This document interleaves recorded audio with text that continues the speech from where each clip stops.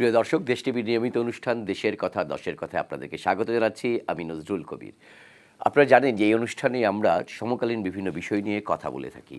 এখন শুধু বাংলাদেশ নয়, গোটা পৃথিবী আমরা অতিমারির কবলে, অর্থাৎ অতিমারি করোনার ছোবলে ক্ষতবিক্ষত পৃথিবী, একই সঙ্গে বাংলাদেশও। বিশেষ করে এই উপমহাদেশের অন্যতম দেশ ভারত, তার অবস্থা ভীষণ খারাপ এবং ভারতের ক্ষেত্রে অনেকগুলো রাজ্যে তারা কারফিউ জারি করতে বাধ্য হয়েছে।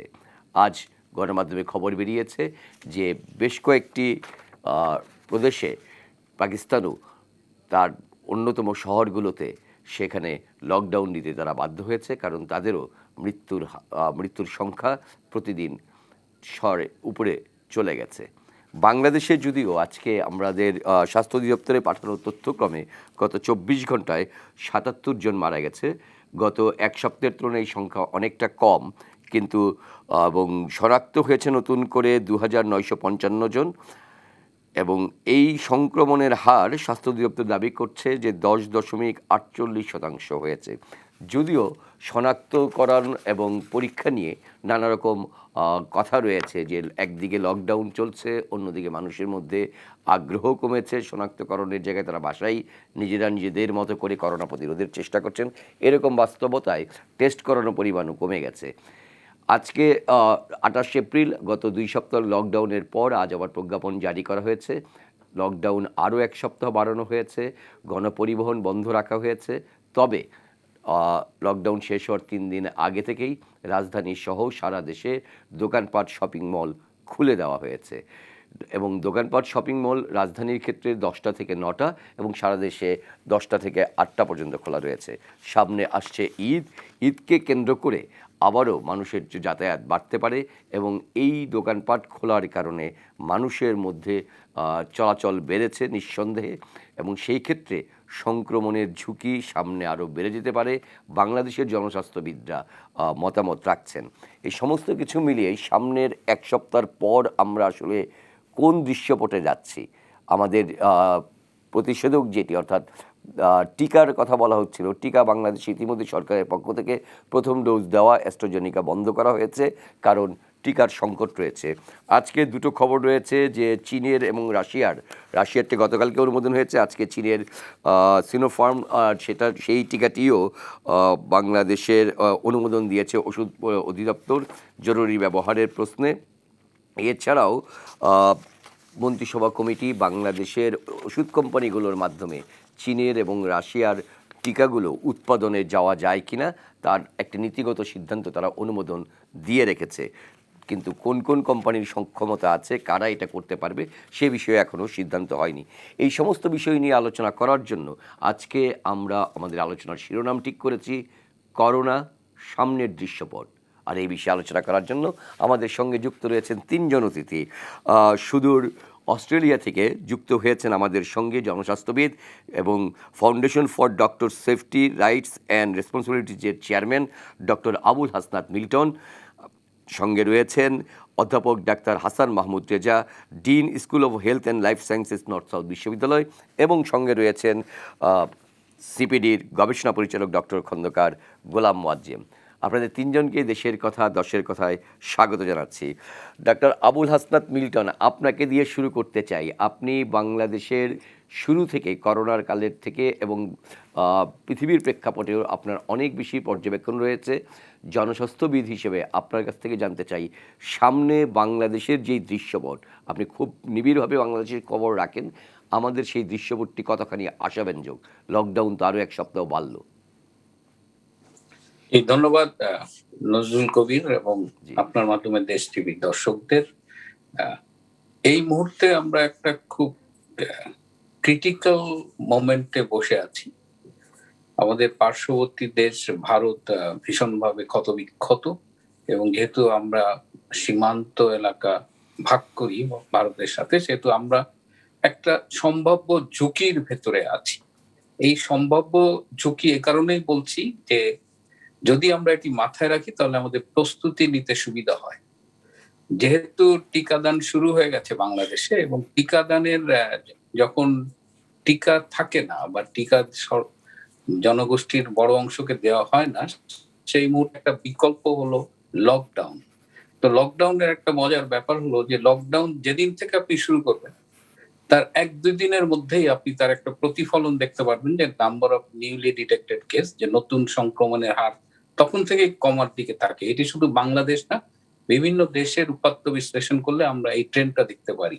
এবং বাংলাদেশ একটা লকডাউন করছে, সেই লকডাউনটার প্রতিচ্ছবি, প্রতিফলন আমরা দেখতে পাচ্ছি যে আমাদের মৃত্যুর হার, সংক্রমণের হার কমের দিকে। আপনি এই টেস্ট সংখ্যা নিয়ে আমরা একটা বিতর্ক করি যে টেস্ট বাড়াও, যত টেস্ট বাড়বে তত সংক্রমণ বাড়বে, মানে চিহ্নিত হবে, হার হয়তো বাড়বে, কিন্তু তারপরেও আমাদের যতই কম টেস্ট করি ট্রেন্ডটা কিন্তু বোঝা যাবে। সুতরাং এটা লকডাউনের একটা ইফেক্ট, প্লাস লকডাউনের সাথে আমরা ভ্যাকসিনেশন, যে পার্টলি একটা আংশিক ভ্যাকসিনেটেড জনগোষ্ঠী আছে তাদেরও একটা ইম্প্যাক্ট পাচ্ছি। তো এই ইম্প্যাক্টটা কিছুটা ভ্যাকসিনেশনের আর মূলত লকডাউনের। সো এই জায়গা থেকে বাংলাদেশের কিন্তু ১৩-১৪ মাসের একটা অভিজ্ঞতা হয়েছে। আমরা অনেক কিছু ট্রায়াল এন্ড এররের মধ্যে দিয়ে শিখেছি। তো সেই জায়গা থেকে সমালোচনা আছে, বাংলাদেশের মতো একটা দেশের সমালোচনা করতে চাইলে করা যায়, কিন্তু বৈশ্বিক পরিপ্রেক্ষিতে আমরা দেখেছি যে বড় বড় ধনী রাষ্ট্রগুলো যাদের স্বাস্থ্য ব্যবস্থা অত্যন্ত উন্নত এবং অনেকটা মডেল রাষ্ট্র আমরা বলি, সেই সব দেশের স্বাস্থ্য ব্যবস্থা কিন্তু করোনা যখন কোভিড আক্রমণ করেছে তখন কিন্তু সামাল দিয়ে উঠতে পারেনি। সুতরাং বাংলাদেশের জন্য ভবিষ্যতের দিকে তাকিয়ে আমি সবসময় একটা কথা বলি আমাদের জন্য, যাতে আমরা সংক্রমণটা নিয়ন্ত্রণে রাখতে পারি। আমরা কিন্তু যদি কোভিড আক্রান্ত হওয়া শুরু করে ব্যাপক হারে, আমরা কিন্তু আমাদের হাসপাতাল, আমাদের স্বাস্থ্য খাত, চিকিৎসা সেবা ব্যবস্থা সেই সক্ষমতা নেই। আমরা তখন কিন্তু অনেক বেশি প্রতিকূলতার মুখোমুখি হব। সুতরাং আমাদের জন্য হলো জরুরি হলো যে এই সংক্রমণটা কি করে কম রাখা যায়, এবং সংক্রমণ কম রাখার জন্য খুবই জরুরি এই মুহূর্তে হলো স্বাস্থ্যবিধি মেনে চলা। এবং এই স্বাস্থ্যবিধি মেনে চলাটা আমরা কিন্তু কাঙ্ক্ষিত ফলাফলটা পাচ্ছি না। আমরা যতই বলছি মানুষ সেভাবে মেনে চলছে না। তো আমাদের নতুন করে ভাবতে হবে যে মানুষকে কি করে স্বাস্থ্যবিধি মানায় বাধ্য করা যায়, কি করে বাধ্য করে আপনি জোর করেও করতে পারবেন না। এখানে মূলত কথাটা হলো উদ্বুদ্ধ করা যায়। মানুষ নিজের থেকে অনুধাবন করবে যে তার নিজের প্রয়োজনে এবং দেশ ও দশের প্রয়োজনে তার স্বাস্থ্যবিধি মেনে চলার দরকার। এই স্বাস্থ্যবিধি মেনে চলার জন্য যে বিহেভিয়ারাল চেঞ্জ কমিউনিকেশন, এর জন্য খুব সুনির্দিষ্ট কার্যক্রম কর্মসূচি থাকা উচিত। সেই জায়গাটায় কিন্তু আমরা শুরু থেকে ঘাটতি দেখতে পাচ্ছি। এবং আজকে কথা হচ্ছিল, একজন বলল যে এই মুহূর্তে জরুরি ভিত্তিতে আমরা কি আমাদের সেলিব্রিটি যেসব তারকা ব্যক্তিত্ব আছে তাদেরকে ইনভলভ করে এই মেসেজটা দিতে পারি কিনা। যেমন চলচ্চিত্রের একজন নায়ক যদি বলে, আমরা টেলিভিশনে যতই টকশো করি, আমাদের শাকিব খান বললে হয়তো তৃণমূলের মানুষ অনেক বেশি তার কথা শুনবে। সো এরকম কিছু স্ট্র্যাটেজি ঠিক করতে হবে। এবং বাংলাদেশে প্রচুর বিশেষজ্ঞ আছে যারা এই কমিউনিকেশন নিয়ে কাজ করে খুব সফলভাবে। তো আমার মনে হয় যে তাদের একটু ইনভলভ করে আমাদের প্রিভেনশনের দিকে নজর দিতে হবে।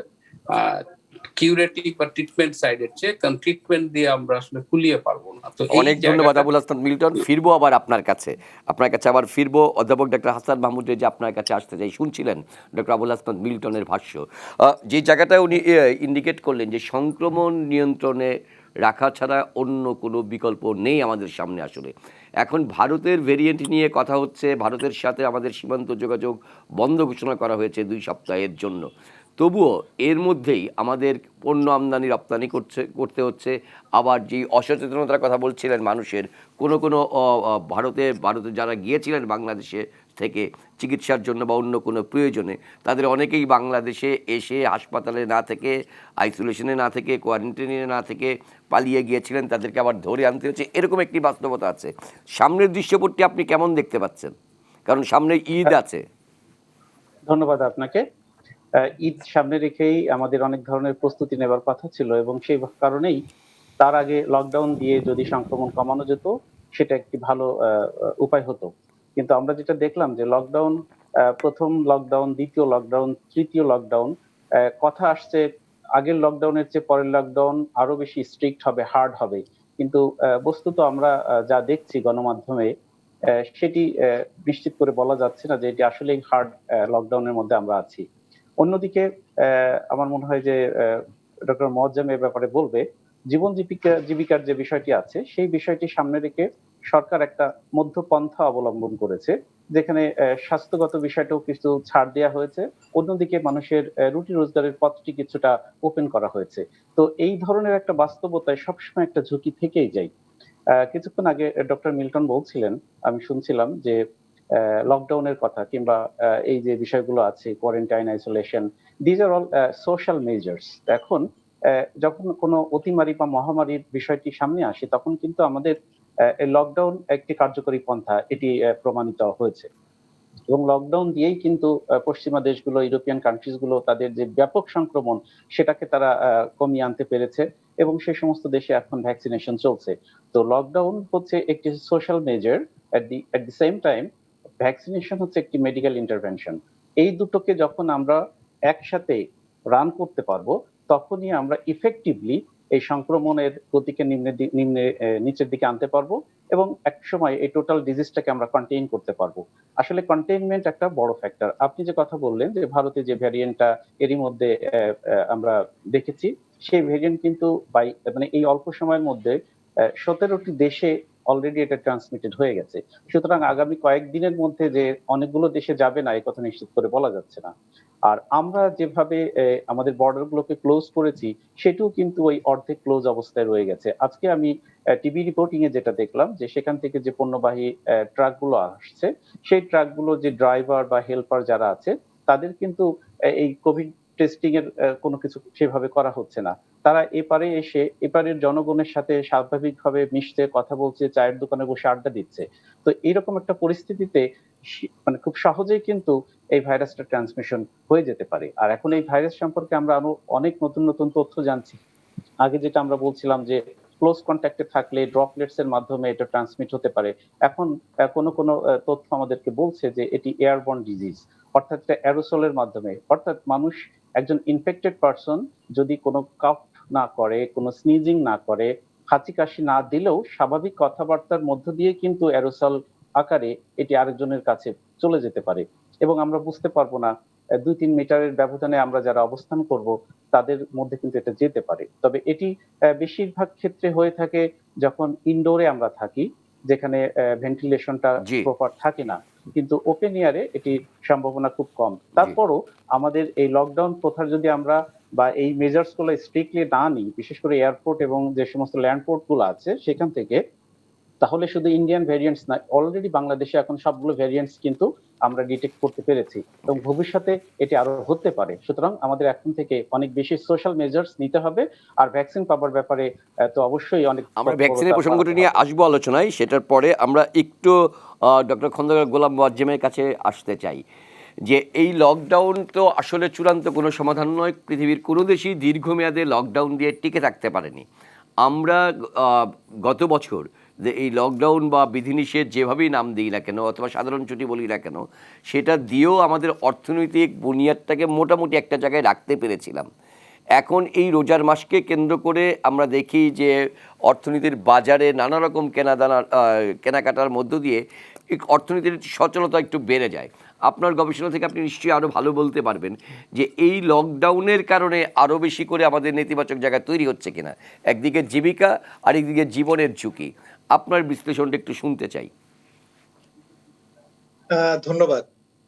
এটা ঠিক যে বাংলাদেশের মতো দেশে যেখানে সরকারের আর্থিক সামর্থ্য সীমিত এবং একই সাথে সরকারের পক্ষে সমস্ত জনগণের কাছে উন্নত দেশে যেরকম ব্যবস্থা দিয়ে রয়েছে, সহজে সরকার কোনো নীতি সহায়তা দিতে চাইলে জনগণের কাছে সেটি পৌঁছে দেওয়ার মতো তাদের ইনফ্রাস্ট্রাকচার রয়েছে।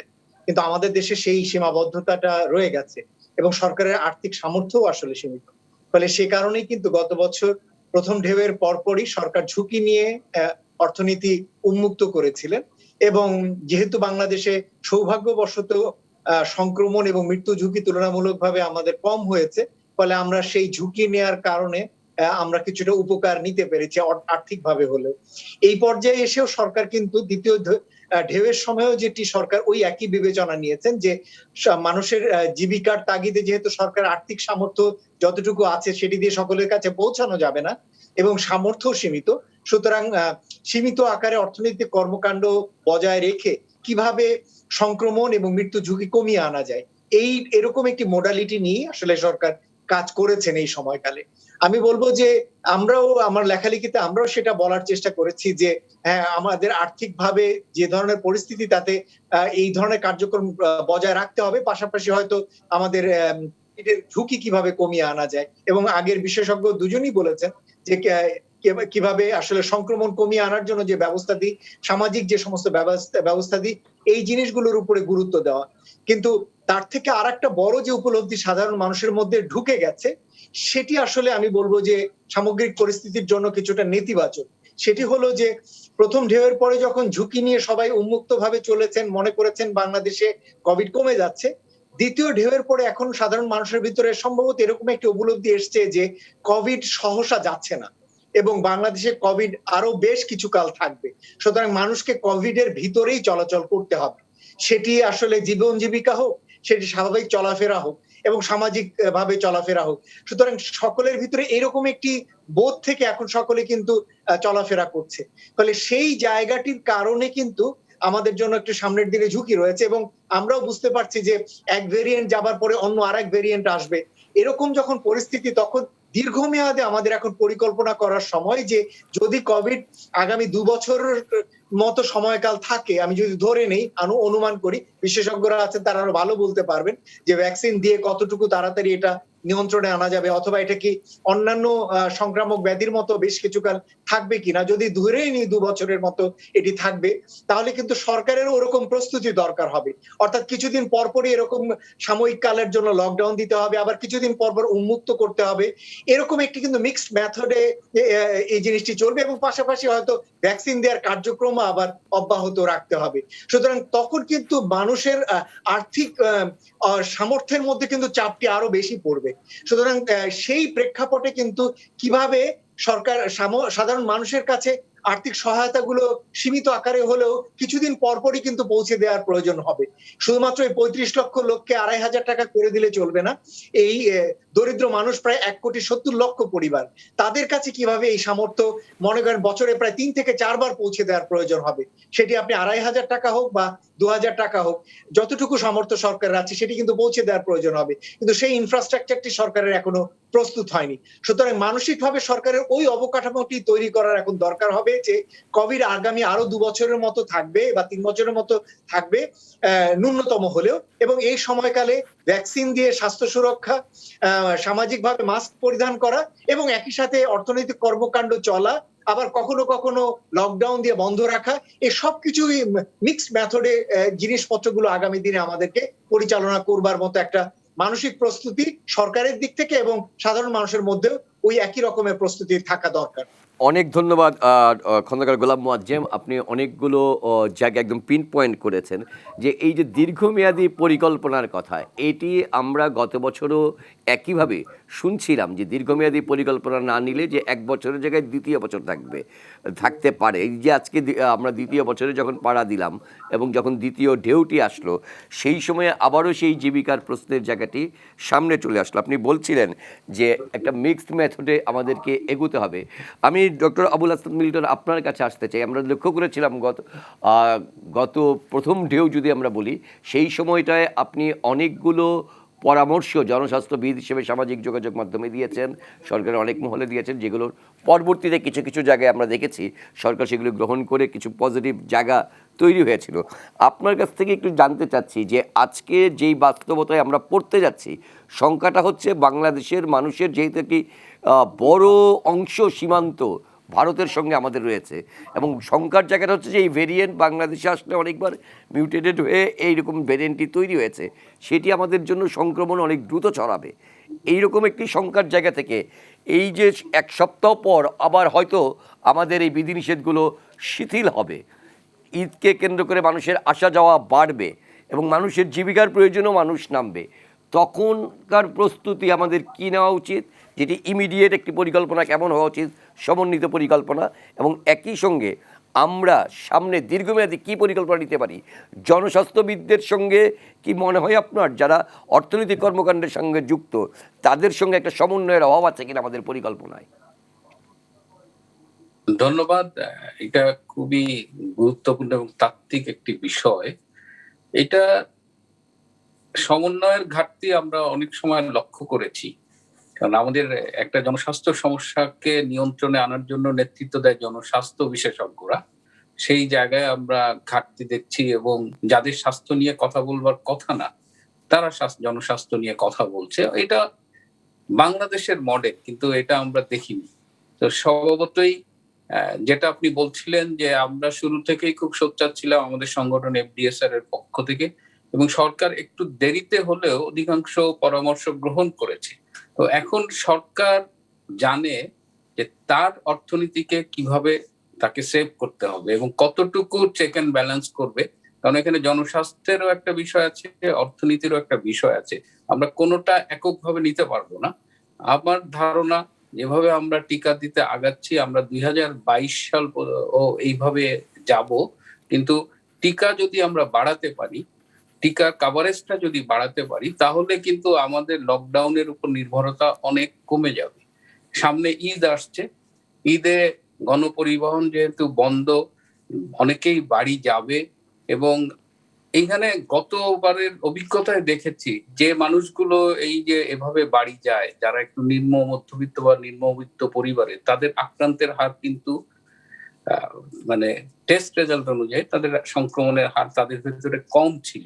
এমন হতে পারে যে তারা সংক্রমিত হয়েছে কিন্তু তারা পরীক্ষা করেনি, এবং সংক্রমিত হওয়ার পরেও তারা দ্রুত আরোগ্য লাভ করেছে। এই জায়গাগুলোতে আমাদের প্রশ্নের উত্তরগুলো পাওয়া দরকার ছিল গত বছরই। আমরা বলেছিলাম যে প্রচুর মানুষকে অ্যান্টিবডি টেস্ট করেন, তাহলে আমরা জানতে পারতাম কারা সংক্রমিত হচ্ছে, কারা সংক্রমিত হওয়ার পরে উপসর্গ দেখা দিচ্ছে, কাদের দেখা দিচ্ছে না। কিন্তু কোনো একটা অজ্ঞাত কারণে বাংলাদেশে মাস স্কেলে অ্যান্টিবডি টেস্ট অ্যাপ্রুভ করা হয়নি। আমার মনে হয় যে এটা খুব জরুরি। আমরা যদি জানতাম যে ধরেন বস্তিতে খুব ঘনবসতি, কিন্তু বস্তিতে মৃত্যুর হার কিন্তু তুলনামূলকভাবে খুবই কম, এটা কেন? এই জায়গাগুলোতে আমাদের একটু বৈজ্ঞানিকভাবে দেখা উচিত ছিল। কিন্তু আমরা একটা জিনিস শুরু থেকেই দেখেছি যে খুব বেশি কঠোর নিয়ন্ত্রণ আমরা দেখেছি করোনা নিয়ন্ত্রণ কর্মসূচিতে। কখনো যেমন আজকে ভ্যাকসিন নিয়ে আমরা চায়নার ভ্যাকসিনের কথা বলছি, কিন্তু চাইনিজ ভ্যাকসিন যখন বাংলাদেশে প্রপোজ করেছিল একটা ক্লিনিক্যাল ট্রায়ালের জন্য, আমরা কিন্তু অ্যাপ্রুভ করিনি। এই সিদ্ধান্তটা দিয়েছিল আমাদের আমলাতন্ত্র, অথচ বিএমআরসি বলেছিল যে এই ট্রায়ালটা হওয়া উচিত। সো এই জায়গাটায় শুরু থেকে আমরা দেখতে পাচ্ছি যে সিদ্ধান্ত যার নেওয়ার কথা, সেই সিদ্ধান্তগুলো সেই কর্তৃপক্ষ ঠিক মতো নিচ্ছে না। সো এই জায়গাটাকে ঠিক করেন। স্বাস্থ্যের বিষয়ে সিদ্ধান্তটা কে নেবে? আমার স্বাস্থ্যমন্ত্রী কোথায়? আমি কিন্তু আমার স্বাস্থ্যমন্ত্রীকে প্রতিদিন খুঁজি, তাকে দু একটা অনুষ্ঠানে দেখি, কিন্তু নীতি নির্ধারণী কোন জায়গায় আমি আমার স্বাস্থ্যমন্ত্রীকে পাই না। আমার স্বাস্থ্যমন্ত্রীর এটা দায়িত্ব। তো এই জায়গাটা আপনি ঠিক করেন। বাংলাদেশে একটা মহামারী নিয়ন্ত্রণ অধ্যাদেশ আছে, সেইখানে স্বাস্থ্য সেবা অধিদপ্তরের মহাপরিচালককে নেতৃত্বের আইনগত দায়িত্ব দেওয়া হচ্ছে, ভিত্তি দেওয়া হচ্ছে। সেই আইনগত জায়গাটা কোথায়? সুতরাং আমরা যদি আমাদের যার কাজটা সেই জায়গায় করি, এখন কিন্তু আমাদের অনেক জ্ঞান আছে, অলরেডি অভিজ্ঞতা আছে, এমন না যে আমরা গত বছরের মতো অন্ধকারে হাঁটাহাঁটি করছি। সুতরাং আগামী ঈদে আপনি কি ঠেকাতে পারবেন বাংলাদেশের মানুষকে ঢাকা থেকে বাইরে যাবে না? যদি আপনি মনে করেন ঠেকাতে পারবেন, ফাইন। আপনি যদি মনে করেন ঠেকানো যাবে না, তাহলে সেই মানুষগুলো যেন অন্তত নিরাপদে ঢাকার বাইরে যাইতে পারে সেই ব্যবস্থা করেন। একটা জিনিস আমরা বারবার বোধহয় একটু ভুলিয়ে ফেলি, যে লকডাউন আর কারফিউ এক জিনিস না। লকডাউন হলো নিয়ন্ত্রিত চলাচল, যার প্রয়োজন হবে সে প্রয়োজন অনুযায়ী স্বাস্থ্যবিধি মেনে চলাচল করবে, সে আর যদি প্রয়োজন না হয় সে ঘরে থাকবে। একটা জিনিস মনে রাখবেন, যে যখন একটা মোবাইল জনগোষ্ঠী থাকে যারা চলছে, আমরা যখন গাড়িতে যাচ্ছি তখন কিন্তু আমাদের সংক্রমণের ঝুঁকিটা তুলনামূলক ভাবে কম। কিন্তু আমরা যখন একটা জনসমাগমে যাচ্ছি, আমরা একটা জনসমাবেশে যাচ্ছি, বা কোনো একটা জায়গায় আমরা স্থির অবস্থায় 15 মিনিটের বেশি, 10 মিনিটের বেশি অবস্থান করছি, তখন এই ঝুঁকিটা বাড়ে। কিন্তু আমরা যদি হেঁটে চলে যাই পরস্পরের সাথে, এই একসাথে 10 মিনিট 5 মিনিট থাকি, তাহলে কিন্তু এই ঝুঁকিটা অত থাকে না। তো এই জায়গাগুলো বিবেচনা করে আমার কথা হলো যে বাস্তবতাকে অস্বীকার করা যাবে না। আমি এখানে বসে আপনাদের অনেক তথ্য কথা বলতে পারি, অস্ট্রেলিয়ার উদাহরণ দিতে পারি, কিন্তু বাংলাদেশের বাস্তবতায় সেই বাস্তবতাটাকে কতখানি নিরাপদ করা যায়। এবং বারবার বলছি যে এই নিরাপদ করার মূল মন্ত্রটা হলো স্বাস্থ্যবিধি মানতে হবে। লকডাউন অনির্দিষ্টকালের জন্য দেওয়া যাবে না, আমরা নিতে পারবো না, আমাদের অর্থনীতি নিতে পারবে না। সুতরাং এখানে মূল কথা হলো যে যার সিদ্ধান্ত তাকে নিতে দিন, বিশেষজ্ঞের সিদ্ধান্ত বিশেষজ্ঞদের সাথে পরামর্শ করে নিন। স্বাস্থ্য সমস্যায় আমরা স্বাস্থ্য মন্ত্রণালয় এবং স্বাস্থ্য অধিদপ্তরের অনেক বেশি সম্পৃক্ততা চাই। চতুর্থ হলো বাংলাদেশের বাস্তবতায় আমাদের প্রতিটা মুভমেন্ট কি করে আরো সেভ করা যায়, স্বাস্থ্যবিধি মানানো যায়, এই জায়গাটায় আমরা কাজ করি। এবং আমলাতন্ত্রের প্রেস নোট জারি করে বাংলার মানুষকে স্বাস্থ্যবিধি মানাতে উদ্বুদ্ধ করা যাবে না। এই বাস্তবতা আমরা যত তাড়াতাড়ি উপলব্ধি করব ততই সুবিধা। এবং বাংলাদেশের মানুষ যদি ঢাকার বাইরে যেতে চায়, এই বাস্তবতাটাকে তারা দেখেন কি করে, তারা কিন্তু সামহাও যায় এবং সেই যাওয়ার মধ্যে দিয়ে ঝুঁকিগুলো বাড়ে।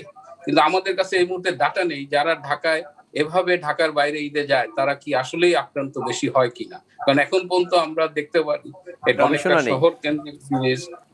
অনেক ক্ষেত্রেই আমাদের যারা বড় লোক, যারা অনেকগুলো অসুখ বিসুখে ভুগছেন, যারা বয়স্ক, তারা অধিক হারে ভুগছে। যদিও নতুন ভ্যারিয়েন্ট গুলো এসে ইয়াং জেনারেশনকে একটু এফেক্ট করছে, তারপরেও এখনো আমরা বলছি যে যারা একটু বয়স্ক, যাদের একাধিক অসুখ বিসুখ আছে, যাদের শরীরে রোগ প্রতিরোধ ক্ষমতা দুর্বল, তারাই অধিকাংশ আক্রান্ত হচ্ছে। আবার এই রোগ প্রতিরোধ ক্ষমতা আমরা কিন্তু বস্তিবাসী বা নিম্নবিত্তের মধ্যে দরিদ্র জনগোষ্ঠীর ওভাবে দেখছি না। আরেকটা অনুরোধ করব যে প্লিজ আমাদের অ্যান্টিবডি টেস্ট গুলো করেন। আমরা একটু জনগোষ্ঠীর কি অবস্থা সংক্রমণ, এটা আমরা অ্যান্টিবডি টেস্টের মধ্যে দিয়ে বুঝতে পারি। আমরা ভারতের সাথে সীমান্তের কথা বলছি, একটা খুব গুরুত্বপূর্ণ কথা বলি। কয়েকদিন আগে বেনাপোল কাস্টমস এর সাথে আমাদের একটা মিটিং হচ্ছিল, সেখানে কাস্টমস থেকে বলা হয়েছে যে ওপাশে কলকাতায় তাদের কাস্টমস যেভাবে পরীক্ষা নিরীক্ষা করে সেটা অত্যন্ত বিজ্ঞানসম্মত এবং উন্নত, কিন্তু যখনই বাংলাদেশে বেনাপোলে ঢুকছে তখনই কোনো স্প্রে গান, আমি 1 মাস আগের কথা বলছি, কোনো স্প্রে গান ছিল না, ডিসইনফেক্টেন্ট স্প্রে করার জন্য কোনো থার্মাল এক্সরে ছিল না। সো তারা তখন একটি দাবি জানিয়েছিল যে বেনাপোল বর্ডারে এই থার্মাল এক্সরে দেওয়া হোক, স্প্রে গান দেওয়া হোক। এবং এই যে কলকাতা থেকে যে ড্রাইভাররা আসছে গাড়ির সাথে, আমরা কিন্তু বাংলাদেশ সরকারকে একটি সেফটি গাইডলাইন ডেভেলপ করে দিয়েছিলাম প্রত্যেকটা সীমান্ত এলাকার জন্য, সি পোর্টের জন্য, এবং এইগুলো তাদের কাছে আছে এবং সেখানে খুব সুস্পষ্ট ভাবে এগুলো লেখা আছে যে ট্রাক ড্রাইভার এসে কোথায় অবস্থান করবে, কিভাবে নিরাপত্তা নিশ্চিত করবে, স্বাস্থ্যবিধি মেনে চলবে। আমার মনে হয় যে স্বাস্থ্যবিধি অনুসরণ করাতেই হবে, আমাদের এই জায়গাটার বিকল্প নেই। এবং যেহেতু আমরা অর্থনীতি নিয়ে অনেক বেশি বিচলিত, উদ্বিগ্ন, এবং আমাদের একটি উদীয়মান অর্থনীতি এই মুহূর্তে এই চাপটা সহ্য করতে কষ্ট হচ্ছে তার, সুতরাং আমাদের জনস্বাস্থ্য বিষয়ক যে মেজার্স গুলো আছে সেটা করতে হবে। প্লাস আমাদের ভ্যাকসিনেশন, আমাদের একটা বড় ব্লান্ডার ছিল, আমি নিজেও লিখেছি। ডক্টর আবুল হাসনাত মিল্টন, আমরা ভ্যাকসিনেশনের জায়গাটায় আসবো, আমাদের ছোট্ট একটা বিরতি নিয়ে ফিরছি, আপনাকে দিয়ে শুরু করবো আবারও এই ভ্যাকসিনেশনের জায়গাটি নিয়ে। সে কারণে আপনাকে মাঝপথে একটু থামালাম। প্রিয় দর্শক, ছোট্ট একটি বিরতি নিতে হবে আমাদের। নিশ্চয়ই আমরা এরপরে জানবো যে আমরা ইতিমধ্যেই প্রায় 85 লাখ মানুষ আমাদের টিকার আওতায় এসছে। এর মধ্যে প্রথম ডোজ আমরা বন্ধ করেছি, দ্বিতীয় ডোজেরও অনেক দ্বিতীয় ডোজের ক্ষেত্রেও অনেক দূর এগিয়েছে। সেই ক্ষেত্রে আমরা যে স্থগিত করেছি এবং সামনে যে আমাদের প্রয়োজন পড়বে টিকা, এই যদি অ্যাস্ট্রাজেনেকার টিকা আগামী 1 মাসের মধ্যে নাও পাই, স্পুটনিক নিয়ে কথা হচ্ছে এবং সেটার ক্ষেত্রে বলা হচ্ছে যে রাশিয়ান এই টিকাটি মে মাসের মধ্যেই চাইলে আমরা জোগাড় করতে পারবো।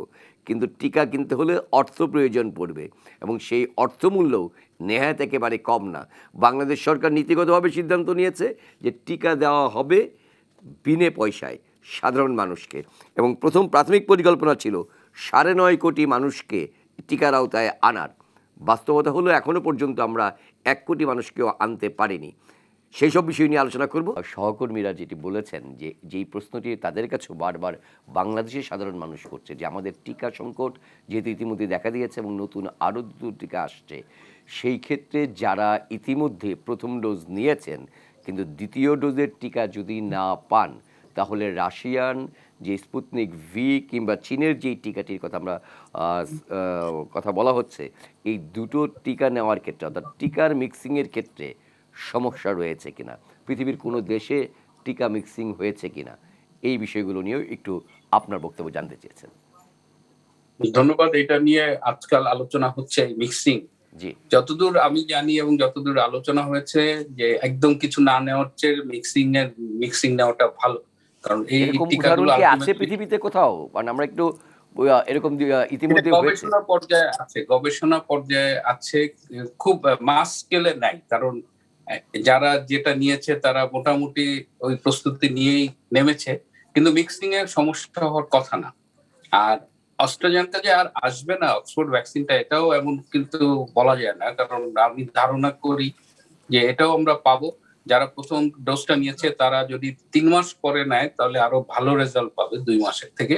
সুতরাং টিকা মিক্সিংটা অ্যালাউ করা যায়। বিশেষজ্ঞ মতামত হলো যে আমরা ধরেন শুরু করলাম অক্সফোর্ড দিয়ে, আমরা আর একটা রাশিয়ান ভ্যাকসিন বা চাইনিজ ভ্যাকসিন নিচ্ছি, এটা ঠিক আছে, এটা নেওয়া যায়, কিন্তু স্বাভাবিকভাবে প্রত্যাশা হলো যে সেম ডোজ নেওয়া। যেটা আমি বলতে যাচ্ছিলাম যে আমরা প্রথম থেকে একটা ব্লান্ডার করেছি যে আমরা একটা উৎসের উপরে নির্ভর করেছিলাম, কারণ এবং প্রচুর সোর্স আছে। আপনার টাকার বিষয় একটা ছিল, যেমন ফাইজার কিন্তু বাংলাদেশে আরো 6 মাস আগে বা তারও আগে ফাইজার বাংলাদেশে অনুমোদনের জন্য অ্যাপ্লাই করেছিল। বাংলাদেশ সরকার অনুমোদন দেয়নি।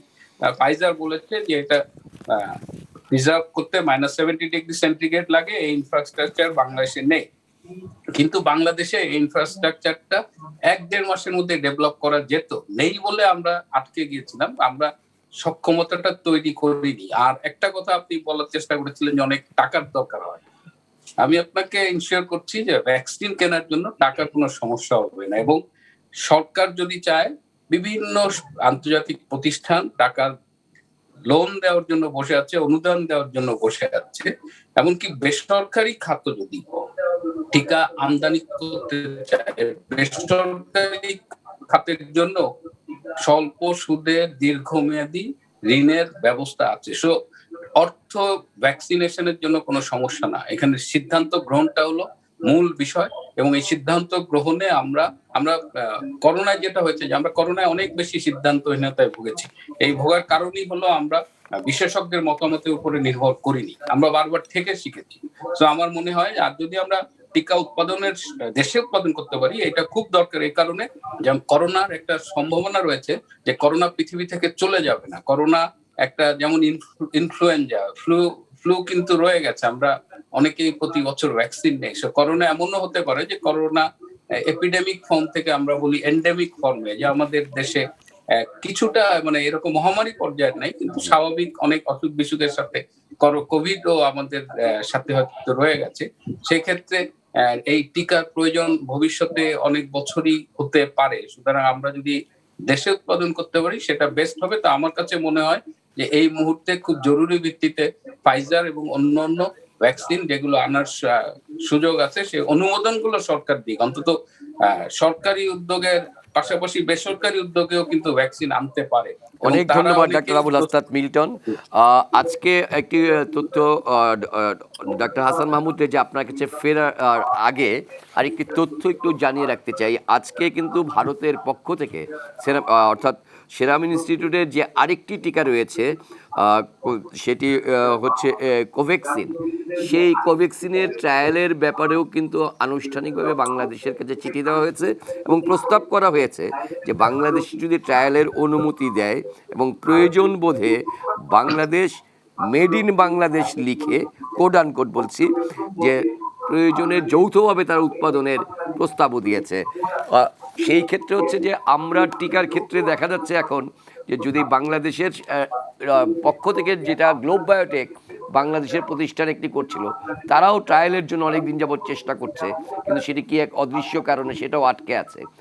আজকে ডাক্তার হাসান মাহমুদ যে আপনার কাছ থেকে জানতে চাচ্ছিলাম যে আবুল হাসনাত মিল্টন যেটি বললেন যে মিক্সিংয়ের জায়গাটা, এই জায়গাটা একটু স্পষ্ট হওয়া দরকার এবং একই সঙ্গে টিকা সমাধান করার জন্য চীন এবং রাশিয়ার টিকা তো আমরা পাচ্ছি, সেক্ষেত্রে সরাসরি কেনার চেয়ে উৎপাদনের দিকে গেলে বাংলাদেশের জন্য লাভজনক অবস্থা তৈরি হবে কিনা। ধন্যবাদ আপনাকে। মিক্সিং এর ব্যাপারে ডক্টর মিল্টন যেটা বলেছেন আমি কিছুটা সাপ্লিমেন্ট করতে চাই তার সাথে, যে যদি সরাসরি প্রশ্ন করা হয় যে দুটো ডিফারেন্ট টিকা আমরা নিব কিনা, তাহলে আমার এই মুহূর্তে উত্তর হবে আমরা না নেওয়াই ভালো, আমরা নিতে চাইবো না। প্রথম কথা হচ্ছে আমরা কেন টিকা দিচ্ছি বা নিচ্ছি? টিকা নেয়ার পরে আমাদের বডিতে ইমিউন সিস্টেমটা স্ট্রং হয়, আমাদের বডিতে অ্যান্টিবডি তৈরি হয়। এখন প্রথম যে টিকাটা আমি নিলাম তার এগেইনস্ট এ কিছু অ্যান্টিবডি তৈরি হলো।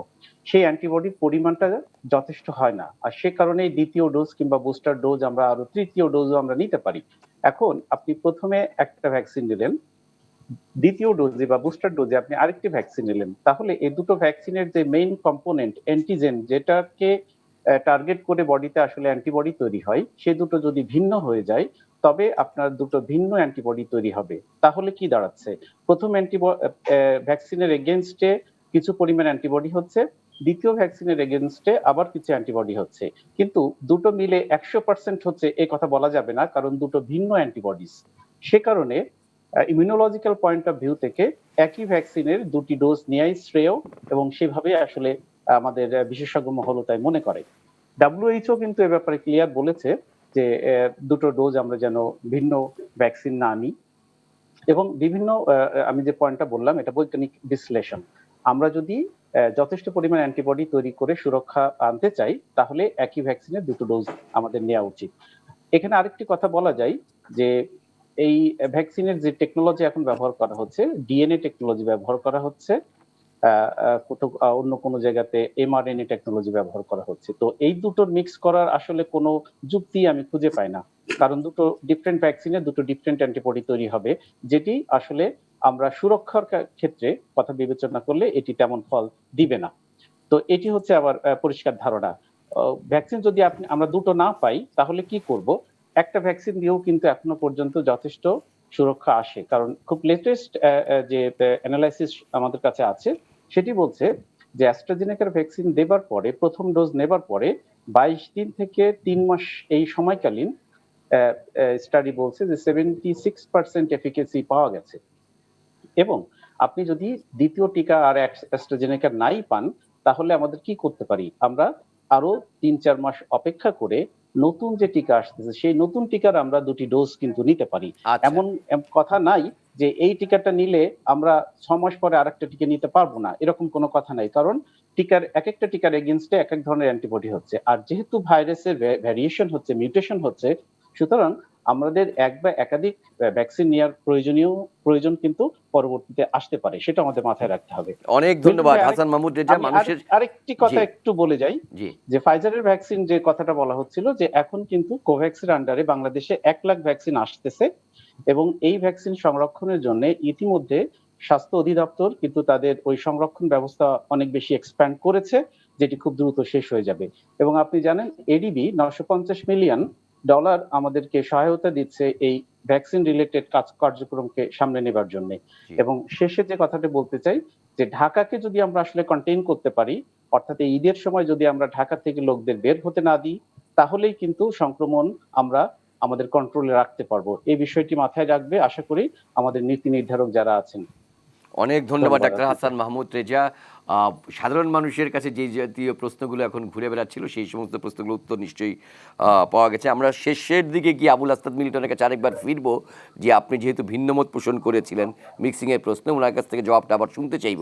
তার আগে আমি একটু গোলাম মজ্জেম আপনার কাছে ফিরতে চাই। ডাক্তার আবুল আস্তাদ মিল্টন বলছিলেন যে আমাদের অর্থের সমস্যা হবে না, কিন্তু বাজার দরের জায়গায় যদি তাকাই এবং বেসরকারি প্রতিষ্ঠানের হাতে যদি চলে যায় আমাদের ভ্যাকসিন, এখন তো বিনামূল্যে পাচ্ছে, তার যা উচ্চ মূল্য দাঁড়াতে পারে, কারণ বিশ্ববাজারে ভ্যাকসিনের যে সমস্ত ভ্যাকসিন পাওয়া যাচ্ছে তাদের যা খুচরা মূল্য, তাতে বাংলাদেশের মানুষের পক্ষে কত % মানুষের পক্ষে কিনে ভ্যাকসিন দেওয়া সম্ভব হবে?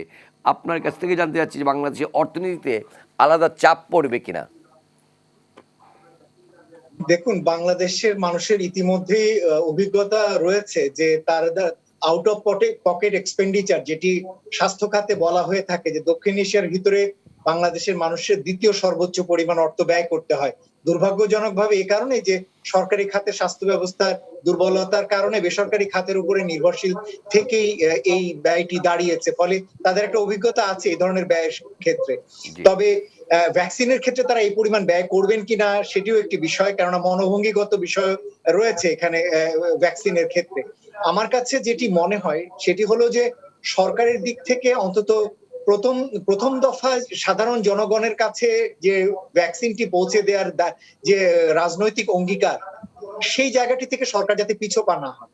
এটির উৎপাদন বেসরকারি খাতে হতে পারে, বেসরকারি খাতে যে আমদানিও করতে পারে, কিন্তু এটি যাতে সরকারের ব্যবস্থাপনায় যাতে টিকা দেওয়ার কাজটি যাতে সরকারের যে বৃহৎ আকারের ইপিআই প্রোগ্রাম রয়েছে সেটির মাধ্যমে যাতে সাধারণ মানুষের কাছে বিনামূল্যে দেবার যে অঙ্গীকার সেটি যেন তার কাছে যায়। এরপরে যদি এটি পরবর্তীতে আমি যেটি বলছিলাম যে এটি দীর্ঘকাল থাকবে এবং বিশেষজ্ঞরাও বলছিলেন যে এটি সহসা যাচ্ছে না, তার মানে হচ্ছে আমাদেরকে পরবর্তীতেও ডোজ দিতে হবে, কেননা এটির কার্যকারিতারও একটা সীমাবদ্ধতা রয়েছে। সুতরাং পরবর্তী ডোজ যখন আসবে তখন হয়তো আমরা চিন্তা করতে পারেন সরকার যে মূল্য বেঁধে দেবেন কিনা, সরকার নিজের কতটুকু দেবেন, সেই বিষয়গুলো আমার মনে হয় তখন আসতে পারে, এবং সেখানে সরকার হয়তো সাবসিডির কথাও ভাবতে পারেন সাধারণ মানুষের কথা বিবেচনা করে। এবং আমার কাছেও মনে হয় যে বাংলাদেশে অর্থের ব্যাপারটি হয়তো খুব বড় চ্যালেঞ্জের মধ্যে পড়তে হবে না, কিন্তু এটি দিয়ে সাধারণ সকলকে এটির অন্তর্ভুক্ত করাটা, ইপিআই প্রোগ্রামের মাধ্যমে সকলের কাছে পৌঁছে দেওয়ার যে কাজটি সেটি বেশ দুরূহ হবে। অনলাইন ভিত্তিক যে কার্যক্রমের সফলতা আমরা এতদিন পর্যন্ত দেখেছি সেটি কিন্তু যাদের এই ধরনের স্মার্টফোন রয়েছে তাদের কাছে গেছে, কিন্তু সাধারণ মানুষ, যে বিপুল সংখ্যক সাধারণ মানুষের কথা আপনি বলছেন 9 কোটির উপরে, তাদের কাছে পৌঁছতে গেলে কিন্তু ব্যাপক ভিত্তিক একটি অবকাঠামো বা আরো অন্য রকমের একটি ইন্টিগ্রেটেড সিস্টেম প্রয়োজন হবে। সেটির জন্য কিন্তু আমরা প্রস্তুত না, কিন্তু আমার মনে হয় ওরকম একটি অবকাঠামো প্রস্তুত করে সরকারের মাধ্যমে এটি সাধারণ মানুষের কাছে পৌঁছে দেয়া, আমিও মনে করি যে বেসরকারি খাতে এটি উৎপাদন হলে খুবই ভালো হয়, এবং ততদিন পর্যন্ত আমদানি করা, এবং পাশাপাশি আসলে আমদানি করার কাজটিও সরকার এবং বেসরকারি খাত যৌথভাবে করতে পারে, তবে বিতরণের কাজটি যাতে সরকারের মাধ্যমে প্রাথমিকভাবে হয় সেটি আমরা প্রত্যাশা করি। অনেক ধন্যবাদ খন্দকার গোলাম মোয়াজ্জেম হোসেন। আমাদের সময় একদম ফুরিয়ে আসছে। ডাক্তার আবুল হাসনাত মিল্টন, আপনাকে দিয়ে খুব সংক্ষেপে শেষ করব। তবে গোলাম মোয়াজ্জেম, আপনাকে একটু জানিয়ে রাখছি যে সরকারের কিন্তু শুরুতেই পরিকল্পনা ছিল, বলা হয়েছিল গত বছর, যে ভ্যাকসিন যখন আমরা পাবো সেটি গ্রামে গঞ্জে যে কমিউনিটি ক্লিনিক রয়েছে এবং আমাদের যে ইপিআই কর্মসূচি রয়েছে তাদের একটি যৌথ অবস্থান দিয়ে তৃণমূল পর্যায়ে ছড়িয়ে দেওয়ার পরিকল্পনা সরকারের ছিল। মানে এখনো পর্যন্ত সেই রকম জায়গায় যেতে পারেনি, যেহেতু পর্যাপ্ত পরিমাণের টিকা আমাদের সংগ্রহে নেই। আর ডাক্তার আবুল হাসনাত মিল্টন, আপনার কাছ থেকে শুধু শেষ এই ব্যাখ্যাটা জানতে চাই যে হাসান মাহমুদ রেজা বলছিলেন যে মিক্সিংয়ের সমস্যা আছে, এই উত্তরটুকু আমাদের জানাটা খুব জরুরি। মিক্সিং এর সমস্যা আছে, এটা নিয়ে গবেষণা চলতেছে। ইউকেতে 13 মাস সময় 13 মাস ব্যাপী একটা গবেষণার সময় নিয়েছে। তো এই মুহূর্তে খুব স্পষ্ট, আপনি যে ভ্যাকসিনটা নিয়েছেন সেই ভ্যাকসিনের বুস্টার ডোজ যদি পান নেবেন, কিন্তু একদম যদি না থাকে সেক্ষেত্রে বলা হচ্ছে যে সেক্ষেত্রে একটা অন্য ব্র্যান্ডের ভ্যাকসিন নেওয়া যেতে পারে, কিন্তু তার কোনো সাইড ইফেক্টস আছে কিনা সেটা নিয়ে এই মুহূর্তে গবেষণা চলতেছে। তো এটা নিয়ে একদম রুল আউট করে দেওয়া যায় না যে ওটা নেওয়াই যাবে না। তো আমরা প্রেফার করি যে সেম ব্র্যান্ড যেন হয়, সেম টাইপের, আর না হলে সেকেন্ডটা ততদিনে আমার মনে হয় যে আমরা একটা রিকমেন্ডেশন পেয়ে যাব। আমি পার্সোনালি অন্য মিক্সিং এ খুব একটা সমস্যা দেখি না। অনেক ধন্যবাদ ডক্টর আবুল হাসনাত মিল্টন। আজকে প্রিয় দর্শক, আমরা তিনজন আলোচকের কাছে, আমরা তিনজনই তিনজন যার যার সহমহিমায় তারা সেই জায়গাতে তাদের অবস্থান খুবই স্পষ্ট, এবং অনেকগুলো পরামর্শ ডক্টর আবুল হাসনাত মিল্টন, হাসান মাহমুদ রেজা দিলেন, এবং আর গোলাম মোয়াজ্জেমও অনেকগুলো বিষয়ের পরামর্শ দিয়েছেন। আপনাদের প্রতি কৃতজ্ঞতা জানাচ্ছি। এই গভীর রাত্রেও আপনারা আমাদের সঙ্গে যুক্ত হয়েছেন, বিশেষ করে অস্ট্রেলিয়া থেকে ডাক্তার আবুল হাসনাত মিল্টন, প্রায় শেষ রাত আপনার ওখানে, যে আপনার প্রতি বিশেষ কৃতজ্ঞতা। সবাইকে আজকে আবারও আমাদের পক্ষ থেকে শুভেচ্ছা জানাচ্ছি। আপনারা তিনজন অতিথি আমাদের সঙ্গে যুক্ত হয়েছিলেন। প্রিয় দর্শক, শেষ করছি অনুষ্ঠান। শেষ করার আগে তিনজন বিশেষজ্ঞ যে কথাটি বলেছেন যে স্বাস্থ্যবিধি মানার কোনো বিকল্প নেই। নিজে বাঁচতে হলে এবং পরিবারের সদস্যদেরকে বাঁচাতে হলে এবং অন্যান্য মানুষকে বাঁচাতে হলে, অর্থাৎ এই করোনার ভয়াবহ সংক্রমণ থেকে যদি আমরা মুক্ত থাকতে চাই, তাহলে নিয়মিত হাত ধুতে হবে, মাস্ক পরতে হবে, সামাজিক দূরত্ব বজায় রাখতে হবে। জীবিকার প্রয়োজনেও এই কাজগুলো আমাদের করতেই হবে, এর কোনো বিকল্প নেই। নিশ্চয়ই আমরা সকলেই সেই কাজটি করব। বাংলাদেশের মানুষ বারবার দেখিয়েছে চরম দুর্যোগে তারা কিভাবে রুখে দাঁড়াতে পারে, কিভাবে বেরিয়ে আসতে পারে। নিশ্চয়ই আমরা এই অতিমারী করোনাও জয় করতে পারবো। আজ এ পর্যন্তই। ভালো থাকবেন, সুন্দর থাকবেন। হ্যাঁ, আবারও বলছি, বাড়ির বাইরে বেরোলে অবশ্যই মাস্ক পরে বেরোবেন। শুভরাত্রি।